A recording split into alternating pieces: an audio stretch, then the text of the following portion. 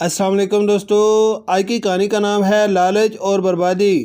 ایک جنگل میں ایک شیر بہت بڑی غار میں رہتا تھا۔ شیر اس جنگل کا بادشاہ تھا۔ شیر اپنے جنگل کے دوسرے جانوروں سے ان کی حفاظت کرتا تھا۔ جنگل کے سب جانور شیر کی بات مانتے تھے، سب ہنسی خوشی رہتے تھے۔ ایک لالچی اور حرام خور کوا اس جنگل میں آیا اور اس نے سوچا کہ جنگل میں کھانا ڈھونڈنا بہت مشکل کام ہے، کیوں نہ بغیر محنت کیے کھانا حاصل کرنے کا کوئی حل تلاش کیا جائے۔ بہت سوچنے کے بعد کوے نے سوچا کیوں نہ جنگل کے بادشاہ شیر سے دوستی کی جائے، شیر تو شکار کرتا ہی ہے، اس طرح مجھے آسانی سے کھانا مل سکتا ہے۔ وہ شیر کے پاس گیا اور اس نے شیر کی جھوٹی تعریف کی۔ شیر بہت خوش ہوا۔ کوے نے جنگل کے جانوروں کے بارے میں شیر کو جھوٹی افواہیں پھیلانا شروع کی۔ شیر نے سوچا کہ کوا میرے لیے بہت کام کا ہے، کیونکہ یہ مجھے میرے خلاف بغاوت کرنے والے جنگل کے جانوروں کے بارے میں خبر دیتا ہے۔ شیر جب بھی شکار کرتا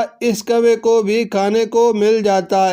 اس طرح کوا شیر کو جانوروں کے خلاف بھڑکاتا اور شیر کے دل میں جانوروں کے لیے نفرت پیدا ہوتی گئی۔ آہستہ آہستہ سوکھے کا موسم آیا اور جنگل میں پانی کا تالاب خشک ہو گیا۔ شدید گرمی کی وجہ سے جنگل سے ہریالی بھی ختم ہوتی گئی اور ہر طرف سوکھے درخت تھے۔ جنگل کے سب جانور شیر کے پاس گئے اور انہوں نے شیر سے کہا، بادشاہ سلامت، شدید گرمی کے موسم کی وجہ سے ہر طرف ہریالی ختم ہو گئی ہے اور پانی کا تالاب بھی خشک ہو گیا ہے۔ سب جانور بہت بھوکے اور پیاسے ہیں۔ حرام خور کوے کی وجہ سے شیر کے دل میں سب جانوروں کے لیے صرف نفرت تھی۔ اس حرام خور کوے کی وجہ سے شیر جنگل کے سب جانوروں کا دشمن بن چکا تھا۔ شیر نے سب جانوروں سے کہا، میری مرضی کے بغیر کوئی کچھ نہیں کرے گا، میں جنگل کا بادشاہ ہوں۔ شیر صرف سارا دن کھا پی کر اپنی غار میں آرام کرتا اور باقی سب جانور محنت کر کے دن بھر کھانا تلاش کرتے۔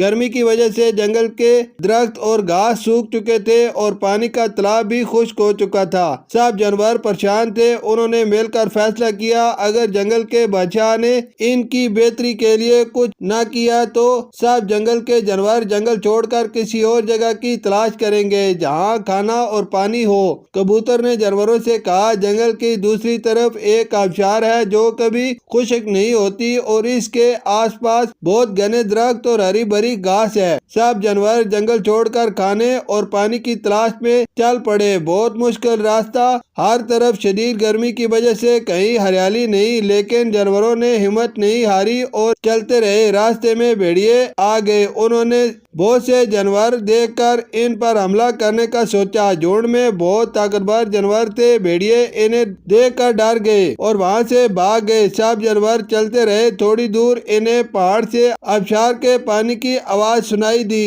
سب جانور بہت خوش تھے۔ وہاں پہنچ کر انہوں نے جی بھر کر پانی پیا اور پیٹ بھر کر گھاس کھائی اور درختوں کی ٹھنڈی چھاؤں میں آرام کرنے لگے۔ وہ جگہ بہت خوبصورت تھی۔ جانوروں نے فیصلہ کیا اب وہ ہمیشہ یہیں رہیں گے۔ شیر کو بہت بھوک لگی تھی۔ وہ اپنی غار سے باہر نکلا تو دیکھا جنگل میں کوئی بھی جانور موجود نہیں۔ پانی کا تالاب بھی خشک ہو چکا تھا اور ہر طرف سوکھے درخت تھے۔ وہ بھوکا اور پیاسا تھا۔ اس نے کوے سے کہا، سب جانور کہاں گئے؟ کوے نے اسے بتایا کہ جنگل کے سب جانور جنگل چھوڑ گئے اور ایک ایسی جگہ گئے ہیں جہاں بہت زیادہ ہریالی اور سرسبز درخت ہیں۔ شیر بھوکا اور پیاسا چل بھی نہیں سکتا تھا۔ وہ بھی ان جانوروں کی تلاش میں چل نکلا۔ چلتے چلتے وہ اس جگہ پہنچا جہاں سب جانور موجود تھے۔ شیر وہاں کا نظارہ دیکھ کر بہت خوش ہوا اور اس نے دیکھا کہ سب جانور بہت ہنسی خوشی زندگی گزار رہے ہیں۔ شیر نے سب جانوروں سے معذرت کی اور ان سے کہا، میں اس حرام خور کوے کی باتوں میں آ کر تم سب سے دشمنی کر بیٹھا تھا،